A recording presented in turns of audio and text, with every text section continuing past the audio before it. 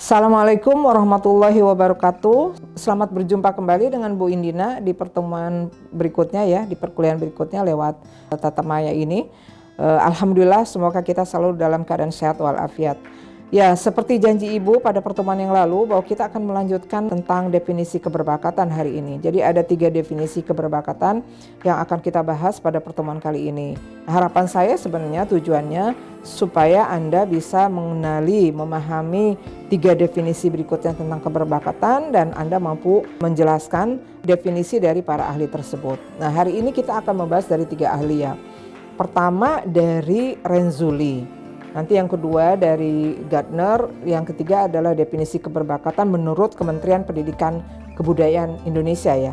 Apa sih mereka mengartikan tentang keberbakatan? Baik, kita mulai dari Renzulli. Nah, Renzulli ya, kalau Anda mungkin bisa mengeksplor, mengelaborate di internet itu ada tiga ya. Dia terkenal dengan teori three ring conception. Jadi 3 cincin yang saling bersentuhan satu sama lain, irisan di tengahnya itulah adalah anak berbakat.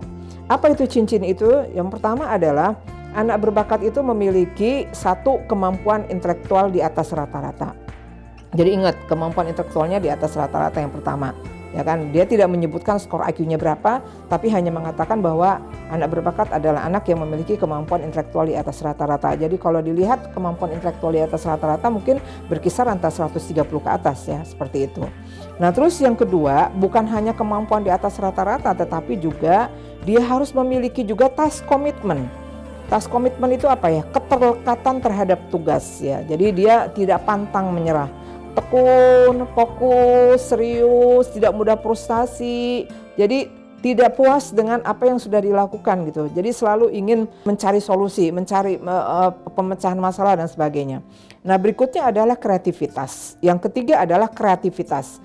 Jadi irisan dari 3 komponen itu, kecerdasan di atas rata-rata, task komitmen dan kreativitas itu melahirkan anak-anak yang berbakat. Jadi anak berbakat itu menurut Renzulli bisa dilihat dari 3 bagian itu. IQ di atas rata-rata, task komitmen dan creativity. Nah, berikutnya mungkin konsep keberbakatan menurut Gardner ya. Mungkin Anda pernah dengar ya Gardner. Jadi Gardner itu pertama kali memunculkan 7 kecerdasan jamak. Jadi itu yang disebut dengan definisi jamak ya. Jadi Renzulli, Gardner itu membahas tentang kecerdasan jamak. Jadi keberbakatan itu dilihat dari kecerdasan jamak. Jadi ada 7 bahkan mungkin sekarang sudah 9 ya, 9 kecerdasan yang dimiliki oleh setiap orang pada diri individu. Jadi menurut Gardner katanya, jadi setiap orang itu memiliki 7 sampai dengan 9 kecerdasan. Apa saja itu kecerdasannya?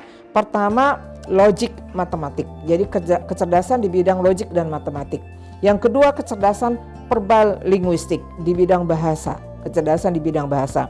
Yang ketiga, kecerdasan di bidang spatial intelligence, kecerdasan di bidang spasial. Keempat adalah kecerdasan di bidang bodily kinesthetic.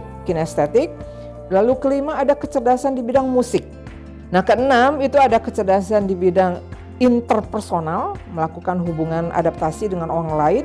Dan yang ketujuh adalah kecerdasan di bidang intrapersonal, bagaimana dia cerdas memahami dirinya sendiri, kekuatannya, kelemahannya, kelebihannya itu, terus dia gunakan potensi-potensi dirinya untuk mengembangkan dirinya.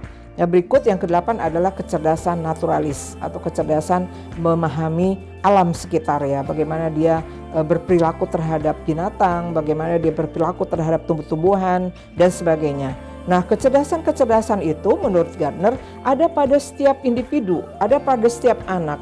Nah, tugas kita adalah sebagai seorang pendidik bagaimana menstimulasi atau mengkondisikan lingkungan supaya memunculkan potensi-potensi yang ada pada anak itu yang tadi ada 7 atau 8 atau kecerdasan. Jadi unik ya, artinya pada setiap orang itu memiliki bakat-bakat potensi yang beragam. Jadi menurut Gardner tidak ada orang yang tidak memiliki bakat, semua orang memiliki bakat. Oleh karena itu kan kalau kita mengacu kepada definisi-definisi yang lain kan keberbakatan itu hanya dilihat dari akademik dan non-akademik. Sebenarnya dengan melihat kepada konsepnya Gardner kita akan bisa membedakan mana yang masuk ke dalam akademik, mana masuk non-akademik. Misalnya untuk logik matematik, linguistik verbal, spasial, maka kita bisa kelompokkan dalam akademik intelligence. Tapi untuk yang lainnya maka kita masukkan ke dalam non-akademik. Nah itu menurut Gardner. Nanti bahasan selanjutnya lebih detailnya kita akan bahas mungkin dalam kelompok atau dalam pertemuan-pertemuan berikutnya. Konsep yang terakhir adalah konsep yang dikemukakan oleh Departemen Pendidikan Nasional Indonesia ini tahun 2003 ya, ketika pertama kali kelas akselerasi muncul di Indonesia. Apa sih yang dimaksud dengan keberbakatan? Jadi kalau kita melihat kepada Kementerian Pendidikan dan Kebudayaan itu mengacu kepada definisinya Renzulli. Karena mengapa demikian? Karena menurut Kemendikbud, mereka yang dikatakan berbakat adalah mereka yang oleh psikolog dan atau guru diidentifikasi sebagai peserta didik yang telah mencapai prestasi yang memuaskan dan memiliki kemampuan intelektual umum yang berfungsi pada taraf cerdas dan keterikatan terhadap tugas yang tergolong baik secara kreativitas yang memadai. Nah, jadi kalau melihat pada definisi yang dimunculkan oleh Kemendiknas, itu kelihatannya memang dia base-nya, dasarnya mengacu kepada teorinya Renzulli. Jadi melihat bahwa kecerdasan itu dilihat dari 3 aspek ya. Pertama, kemampuan intelektual yang di atas rata-rata, dia disebutnya di sini kemampuan intelektual umum yang berfungsi cerdas dan keterlekatan terhadap tugas serta kreativitas yang memadai.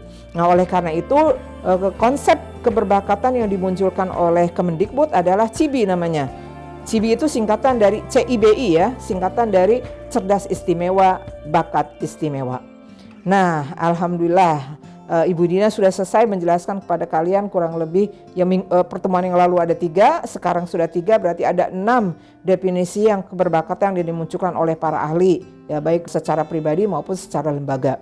Itu saja harapannya dari Ibu Indina adalah semoga kalian bisa memahami definisi-definisi itu dan bisa dipakai dalam kehidupan sehari-hari sehingga ketika Anda menentukan bahwa ini masuk ke dalam kelompok berbakat atau tidak, mengacu kepada definisi-definisi yang dimunculkan para ahli dan para lembaga tersebut. Mohon maaf apabila ada hal yang kurang berkenan. Kita akhiri perkuliahan kita dengan wabillahi taufiq wal hidayah. Wassalamualaikum warahmatullahi wabarakatuh.